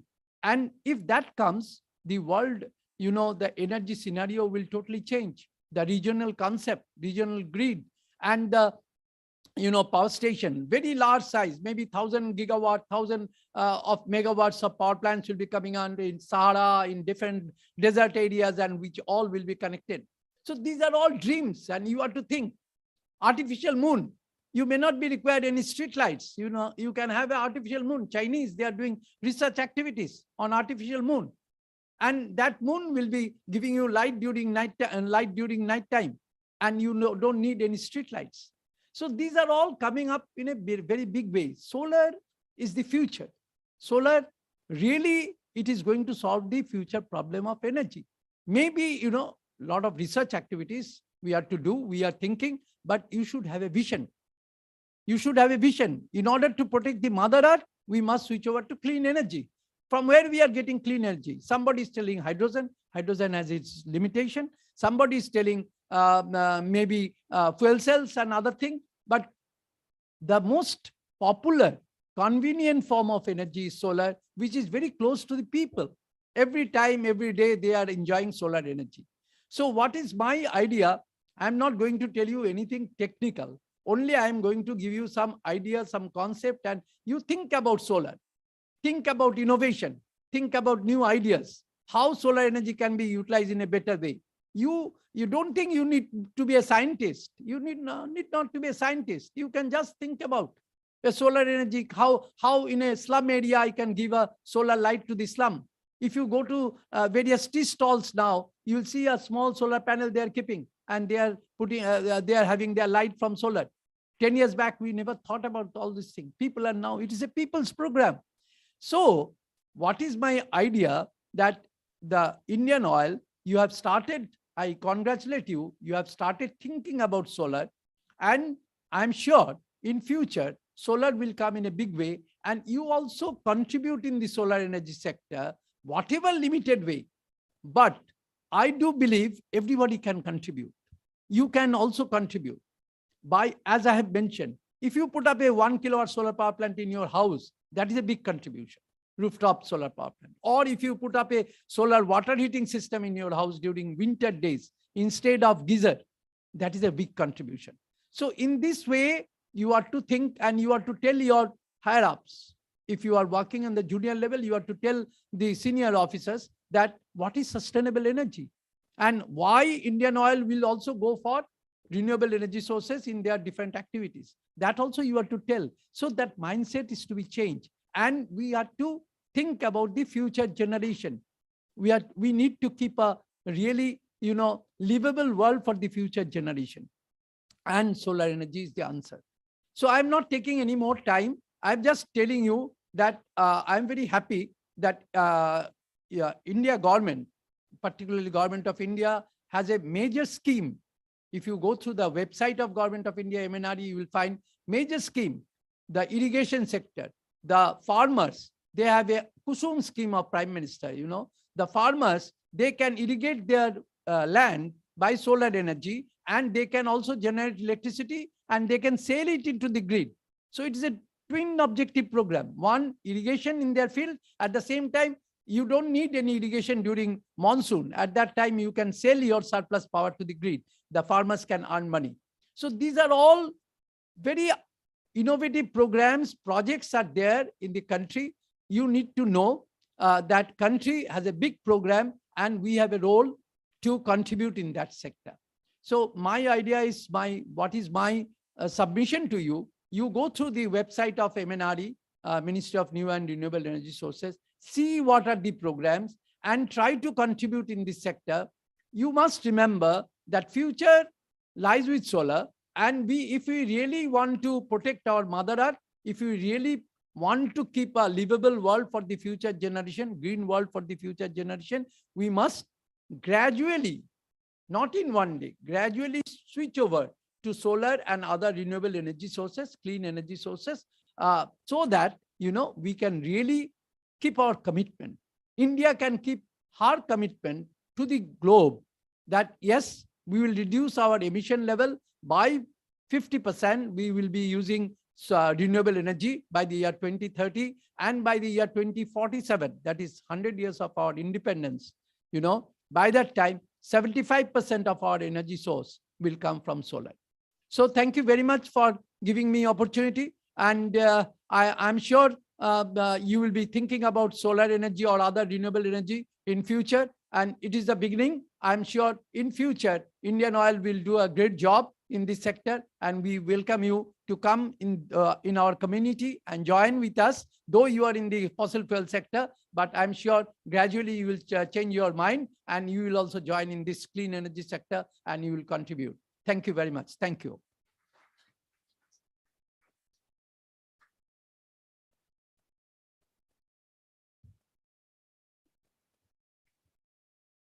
Thank you, sir, for giving us such beautiful insight on solar energy and the future ahead with solar energy. What are the global trends and future trends? Now moving forward to our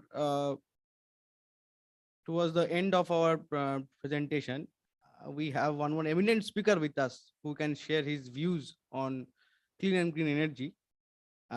On that note, I would like to request Dr. Shivaji Biswas, faculty PCRA, to kindly take his podium on the dais. Thank you.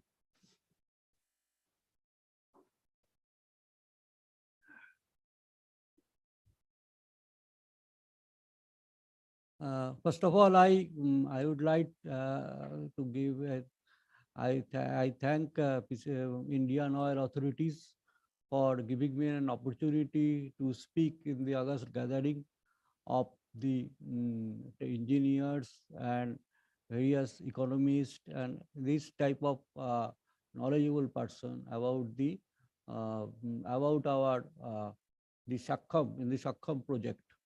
So this is a very important thing that IOC is organizing this type of activity, and I also think that this should propagate into different areas, subsectors. Subsectors means different industries, different government industries. It should be propagated, and so that people also come forward to know the latest developments in the energy sector, particularly in the renewable energy sector, what is there. So Dr. Ganchodhuri Saab has given a very good thought about the solar future of solar photovoltaic systems and future of future of our current energy use. What is in his own opinion that solar photovoltaics is will be, as per the government of India and our Prime Minister. Our Prime Minister, Honorable Prime Minister, he was very interested to promote solar energy. It is our country is a sun-blessed country, and here plenty of solar energy is available. Even this type of energy, if we can use it properly, then more or less we can reduce very much our fossil fuel need. But now research is going on to improve the solar energy efficiency, solar cell efficiency, so that we can get more power from solar energy, and from the more power from the solar energy will get more our coal consumption will come down. So one thing is that I want to share that with you, that I have installed a solar panel in my own rooftop, and it is a 300 watt solar panel, and I am propagating, means I am giving a demo to my co-residents that see how I am saving energy, so that they should come forward for saving energy. And I have purchased a power analyzer, electrical power analyzer, to log the power, how much I am getting from electricity from the solar. And daily I am logging it. And daily I am calculating that at least half kWh I am saving, half kWh power I am getting from the solar. So this type of thing I am showing, I wanted to share that half kWh per day means 15 kWh per month. And 15 kWh per month, I am this is my income. So income means this my expenditure has reduced. Okay, so this way solar energy in the rooftop, that is a very good suggestion as per Dr. Chaudhary, because this thing, if you can use it, but initially you have to spend how much? You have to spend likely 50,000 rupees, and 50,000 rupees you will get one inverter, you will get one battery, and you will get a panel. And if your house is very much near to the rooftop, their voltage drop will be less. Otherwise, the voltage drop will be more. If your house is much more there, voltage drop. So if you see what is the nearest open position in your house, so that you can install this thing, and automatically I have installed 2 lights and two fans into the solar system, and I am daily I am getting 7 to 8 hours electricity from the solar. And I have alternate system also in my house. Once if there is a solar failure in the night, I am not getting solar. So that time I am connected with the normal grid, and I am getting that grid power. So this way I have put it already. And many people are have shown interest there, how it is operating, where it is available, who is supplying. You go to the market, you will see the plenty of these people are there. They have opened their shop, solar shop. They name it is a solar shop, where you will get solar equipments like the solar photovoltaic cells. And another one I should share with you that regarding the experience of the solar water heater, in the Calcutta, I have a very bad experience, because solar water heater, maybe it is not very much penetrated in the Calcutta, because it is penetrated very much in the Bangalore area. Bangalore area, I have seen every house they have a solar water heater, because Bangalore is a cheap country, cold country, and cold country there is a solar water heater. Cold state, and cold state solar water heater need is very much. But in Calcutta, there it is a hot and humid area. Here only the winter is for 2 months. So there, in the 2 months, how much solar water heater you need? People are enjoying with electrical heating, so they are not going for this solar water heating. This is one observation. Another observation I have, which is penetrating our thing, the solar cooker. Solar cooker, once it was given very much publicity for cooking, village cooking and rice cooking, and there was a demo about different places that solar cooking is becoming a very cheap alternate for fuel. But people are not coming that way. People are not, even in the village areas also, solar cooker is not becoming very popular. Why? What is the reason? In the city areas, town areas, they are not going. In the village areas also, they are not going. So I don't know what is happening. Some socio-economic stigma is there behind it, and or any other thing, because people, on the other hand, gas price is going up now. LPG gas price is becoming 920 rupees to 926 rupees. Still, people are not going for the solar cooker. So reason we have to think why it is there, because that is I think Ganchoduri Sahib also will agree for that why it is like this. What is the mechanism to develop in it? So this is one aspect. And why I have come here, it is a transition towards gas-based economy, because now, as per our previous speakers, we have come to a very in a junction point where there is a pressure from the European countries or other countries to reduce our CO2. There is a pressure there, and as a result of that, our Prime Minister Saab has committed that the CO2 will be, there will be net zero in the 2030 or 2000 like this. There will be net zero. And on the other hand, our due to this, you can say this year, due to this war situation in the Ukraine, Russia, the oil price is going up. Crude oil price is going up, and as we are very much dependent on oil, we are going. We have to purchase that higher price crude oil, and our oil bill is going up, practically going up. And as the oil bill is going up, and then we are facing a problem of payment problem will be there. And as a result of that, this type of conservation we are talking about. So where we will go if I reduce our oil consumption, and if I reduce our oil consumption, then our fuel bill will come down. That is good for government of India. And at the same time, if I increase our solar energy, but it will take some time. If I increase the solar energy, what will happen? Automatically, our CO2 will reduce. But at the very fast pace, we cannot reduce our solar energy, because solar energy use also steadily it is increasing, but it is not giving a zero to thing. Still, our power plants are totally dependent on coal and electricity, coal and sometimes fuel oil and coal. So how I will go for a zero type of net zero? That is also, I am thinking how we will commit to this net zero. CO2 emission, if we are becoming very less, how will do? We don't have a nuclear power. We cannot produce much nuclear power.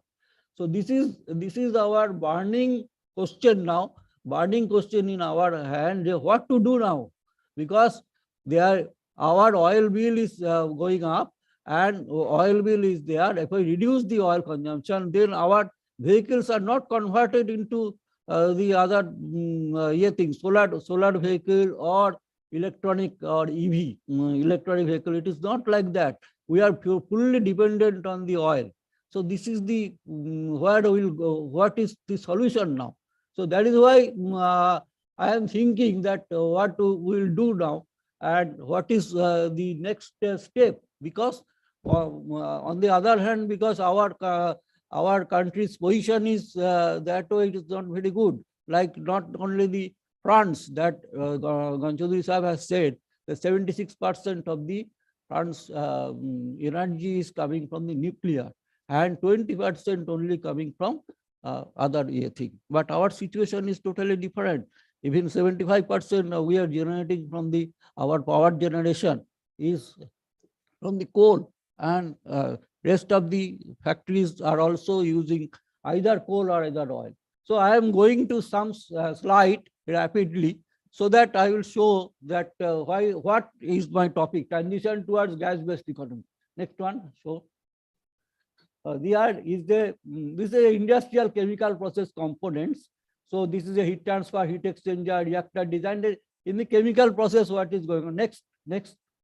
The process is next. What is green? Lowering greenhouse gas emission, increasing the efficient use of natural resources, and improving the air and water quality. So these are the basics of the green technology: increasing the efficient use of natural resources, lowering the greenhouse gas emission, and improving the air water quality. Next, research and development, adoption of clean energy. Clean energy we want to adopt. That is a very good style for adopting new efficient technologies. Efficient technologies are coming day by day. Energy efficient technologies are coming, because there is a nowadays the ACs are all energy efficient ACs. They are variable speed drive efficiencies are coming, and LED light is also energy efficient technology. So this is we have to adapt as fast as possible. Operating cleaner to more efficient utilize this more efficient utilization also you have to do. So lot of changes are taking place in last 10 years. You see the last 10 years that that type of GLS bulbs has now wiped out. GLS bulb nobody is using. Everybody is using either LED lamp. LED lamps they are using in the shop, in the everywhere it is used. So that way we have already reduced some carbon emission. Already we have done. Next one. Next one, green technology in the chemical industry, the energy technology, factory building, process utilities. These are the green energy technologies used. Next, please. This is a coal. This is a coal position. 45. Oil will be 45 years. Gas is 65 years. Coal is likely to raise to 200 years. So 200 years. Maybe India will have a good quality coal, but it is not a good quality coal. Anyway, we have coal that, and we want to conserve this fuel for our future generation. So what to do now? Next slide. This is a industrial sector. This is a gas is your a very taking a major role in the industrial sector. Okay, gas is taking a major role in the industrial sector, and oil is also taking a role, and coal is also taking a major role. So next slide will show you the transport sector position. What is the transport sector position? Transport sector position, renewable is almost nil, and some the transport sector is gas. You think your oil is dominating. Oil is dominating in the transport sector. So this is eating out most of the our revenue, our foreign exchange. Foreign exchange is eating out by the in the transport sector. So this is the scenario. Next slide. Next slide is the population energy distribution, developing plus developed countries. See, developed countries already you know, but I am showing you. Developed countries 80% is 80% of the 80% is the thing. Developed country 80% is your developing countries, and 20% is your 20% 80% is the developing country, 20% developed countries population ये thing. और energy consumption में आपका your 60% is coming as a 60% is developed, 40% is taking as a developed countries. Developed countries get maximum energy, and this get less energy. So developed countries are getting more in a total energy. Most of the developed countries are taking, and while the developing countries are use less energy, but population is more in the developing countries. So this is the distribution now. So what to do next? Next, you please show next. This is a already energy scenario. Indian coal 200 years or less, fourth largest economy, and then oil accounts 33% of our energy consumption. At present, our oil expect to live at the 20 years only. Sixth largest consumer of the oil in the world. Sixth largest consumer. Okay, so this you can mark it. The sixth largest consumer of the oil. Natural gas accounts for the 10% of the total energy consumption. So my topic is now how much energy cost what will do in the next coming years? What will be our strategy? Strategy means at the same time we will reduce our import bill, and at the same time we will reduce our CO2 emission, carbon dioxide emission or greenhouse emission.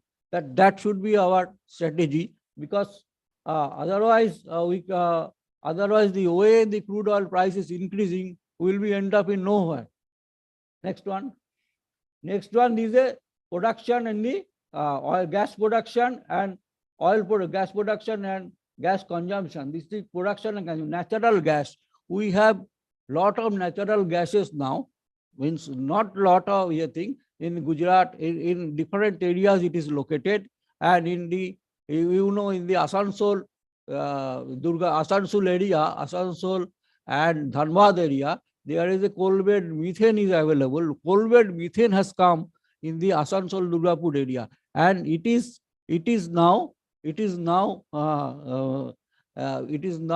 is some technology is there to extract the coal bed methane and compress the coal bed methane into bullets, into the bullets.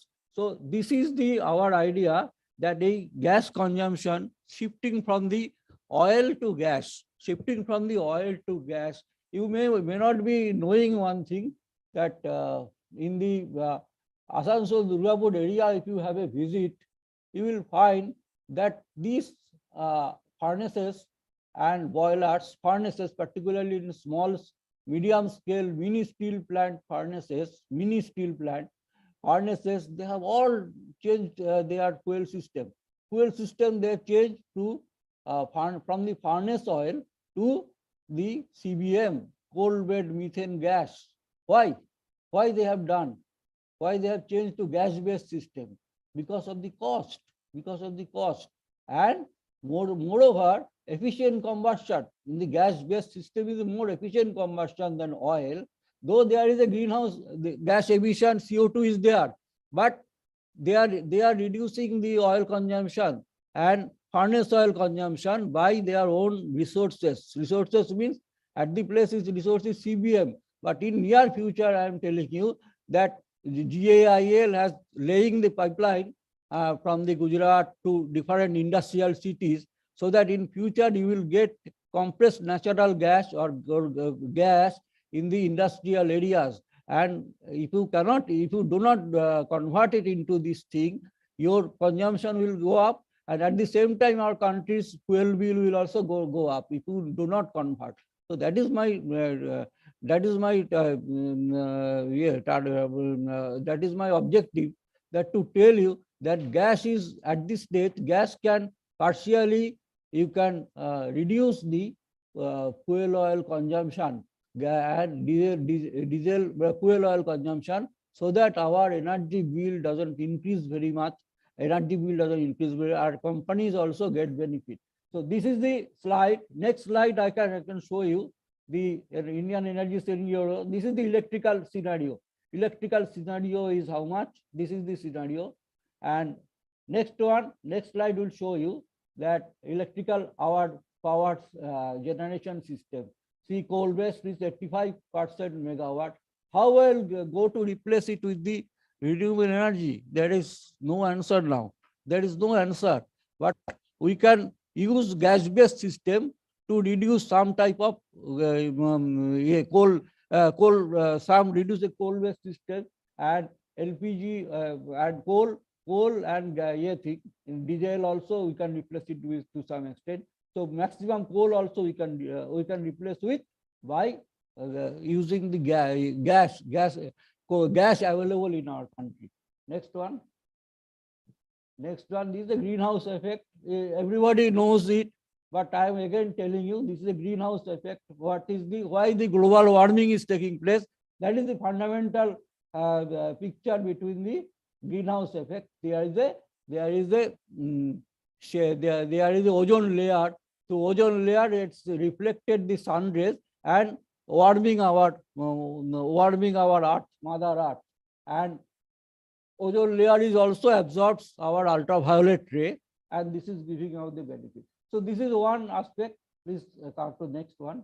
So this is the natural greenhouse. Already it was discussed by our previous speakers. Already discussed. There is nothing more than that. Next one. Energy and climate change. It is climatic change. What is the future climatic change I will get? This is also sea level rise, massive biodiversity loss, increase of the extreme events. These are the things going to take place. Already seaside there is a melting has been started, and temperature rise is there, and our climatic change is also taking place. Now there was many places the flood has come. Many places there is a tornado, cyclone. These type of things are going up. So this is the global change because of the temperature rise. Next one is environmental change, unprecedented environmental change. These are the environmental changes will take place in this type of seaside area. In seaside area, there will be 1992 and 2002, this is the position. These are the red areas. Expansion of seasonal melting of the Greenland ice sheet. Melting is taking place in this thing. This is the time because of the global temperature rise. Next. Then warming of the climate. Already this is there. Next. So this is the global energy demand. Future, this is the our demand, 9 million people, this China and India, Asia's energy demand. Our India will be higher demand in China, in the double the energy consumption, twice as energy as low now. So next one, next. The future hard truth about the ecosystem. Surge in energy demand. Supply of resources will struggle to keep it. Resource will be limited as population is increasing. As the population is increasing, resource will be limited, and environmental stress will increase. And then I think cut it, huh? Cut. Next one, please. This is the climatic problems will take place. We have to change climatic mitigation activities rather than change. Next. This is a future sustainable declining resources and ecosystem and increasing the demand of the resources. We need at least 2 planet Earth by 2000. Our current business model is not sustainable. Our declining resources declining, at the same time our increasing our ecosystem and population is increasing. The resources and demand is increasing because our population is increasing. Population is not controlled because our demand is increasing. And next one, please show the next. The option for reduction CO2 emission, reducing industrial activity. How to reduce industrial activity? That is not possible. Reducing agricultural activity. What solution may be there? We have to use solar powered pump, and that I have a film also, but in this gathering I don't want to, because there is no time to show that film, because it is a very interesting film I brought. It is a solar powered vehicle which is used for pumping water in the irrigation canal. So that never film is there. Reduction of use of the vehicles, that is also not practicable. Though we are suggesting to use the full car, buses, etc., but that is the thing. But enhanced use of renewable energy and replaced by nuclear power. And nuclear power is not very much replaceable because of the Dr. Gautam has told, because of the problem with the people, because nuclear accidents are terrible, and that is why it is not possible to install a nuclear power plant without the people's localities commitment or localities meeting. With the meeting of the localities is not possible. So this is the replacement of the nuclear power that is not possible. So what is the next? So this is on the renewable energy large scale. Next. This is the sustainable transportation. Transportation is almost all part of greenhouse gases. And next is the nuclear fusion. Nuclear fusion is another thing. That is a fusion. That is a nuclear fusion. That is also in a very government stage. It is we are using the energy by fission, but fusion is also not exploited. The fusion reaction is taking place in the sun, but in the earth, people have tried to use the nuclear fusion, but in a very laboratory scale. But in the large scale, it is not commercialized. Nothing can be done with the nuclear fusion. Once the nuclear fusion is commercialized, there may be no problem of energy in our earth. Energy will be huge.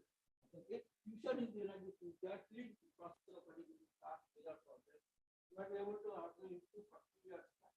So next one, waste to energy. That is also waste to energy for That is also one solution, because in India, I would say waste to energy concept is very much popular in the Japan, in the Philippines, in the countries like China, where coal is very much. They are using the waste to energy to use the hot water. Hot water for taking bath. They are municipal waste, they are burning and getting anything. And sometimes they are getting power also from the waste energy. But in India, we are not exploiting the waste energy. Wastage is, we are throwing it, and sometimes we are dumping it into the sea. And some of them we are using it compacting of the fertilizer. So next one, the capture of the gaseous CO2, the energy intensity. After that, what is the entire city can power energy. West has got a very good potential, particularly in Calcutta and this area. But our waste are different. Our waste contains a lot of moisture, lot of moisture, then suitable different type of waste. Segregation of waste is not taking place in our place. Though there is a municipalities are taking segregation, but in that way, segregation of waste is, when the waste are segregated, then we can plan something of the energy part of the waste. But right now, we are only segregation of waste is possible in the our municipalities and Calcutta Corporation of India, and some municipalities we have started, but not that way. It is not propagated. So, but we can, entire cities can be powered out of the waste. We can segregate the waste from the generation part. Now next one. The energy intensity. Something statistics of India. How much we are using? Is 2.7 times of the Japan. 2.7 times of the Japan is using the energy. Whatever energy Japan is using, we are using 2.7 times. So for that same product, So this is the scenario of the next one. Importance of CO2 reduction, energy efficiency. Because our technology is old, though we are changing cement, sugar, then your power plant, we are changing to the higher technology. We are using more number of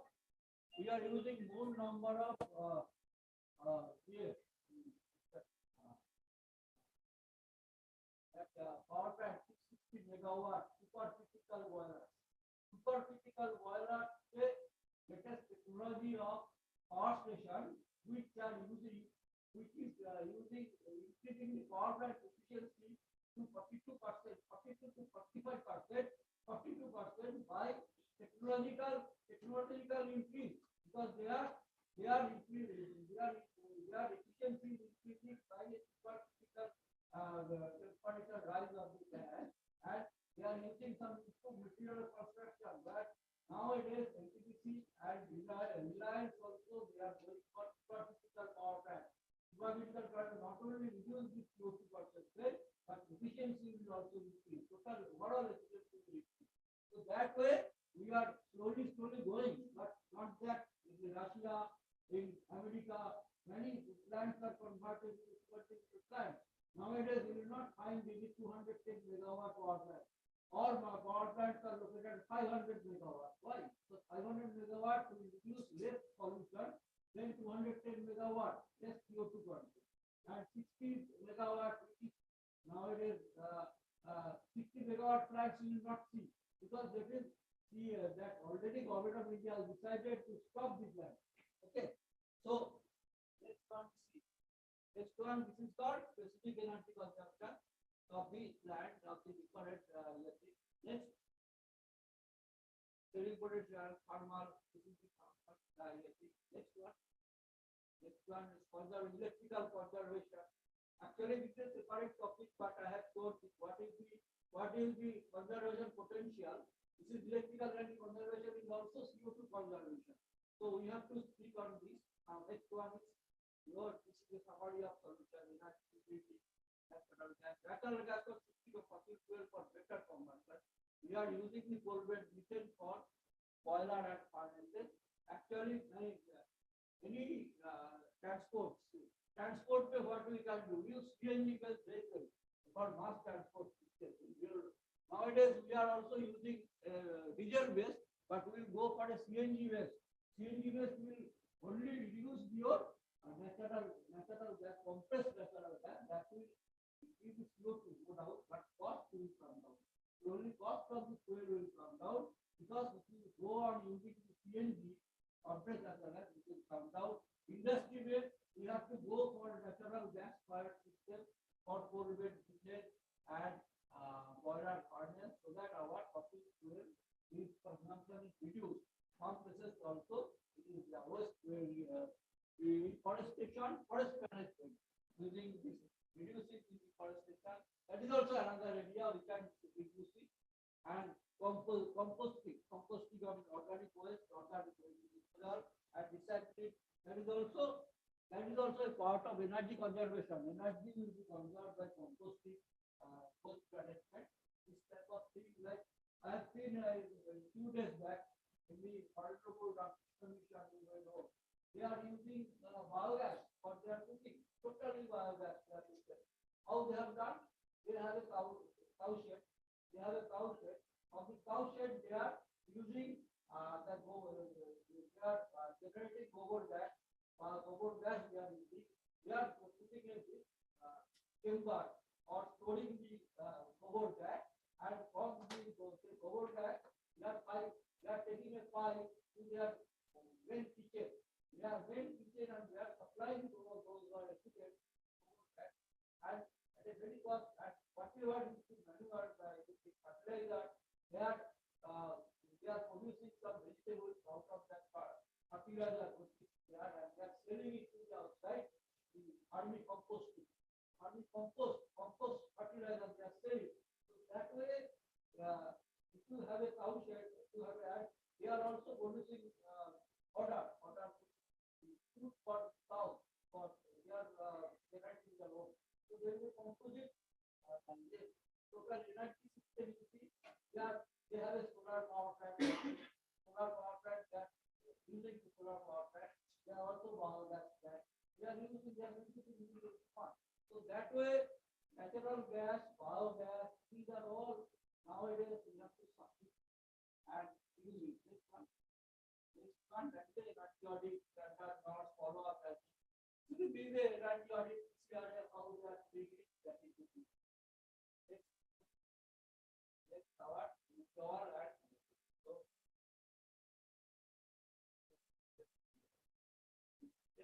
this is a but my whole objective is that natural gas by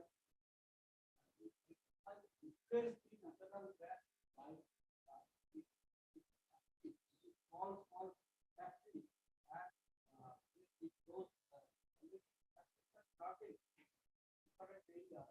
And but when the compressed natural gas comes in our country, maybe with network of pipelines, they will be using that will reduce how much fuel bill to some extent it will reduce. And industry should be not wait for industry. Here in the, I think India Oil has got a industry meet also. You are having some meet between your consumer and supplier meet. When you are consumer and supplier meet, you can propagate people that to tell the industry so that you can go for they can go for a cash-based system, not for oil-based system. And this thing, if you forget it, then ultimately this government of India will get it, and industry will also get benefited. So cost of the production will come down. Cost of the production will come down, and as a result of that, that productivity will be high. At the same time, their energy utilization will be good because of the combustion of the gas. So I am stopping it here now, because I think we have to take some time for discussion. And on discussion we will speaker. So that ask me any questions you have, or we will have a certain discussion after that. our total discussion will be with us. So you can ask a question. And now I am stopping it because some time cross the time limit. So that is why we have finished that program. Like completely about that restriction. Yeah.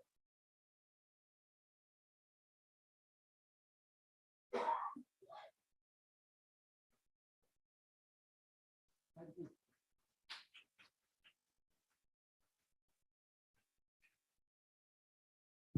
Thank you so much, sir. I would like to express my gratitude to our guests who have joined us today to share their valuable insights and knowledge on clean and clean energy.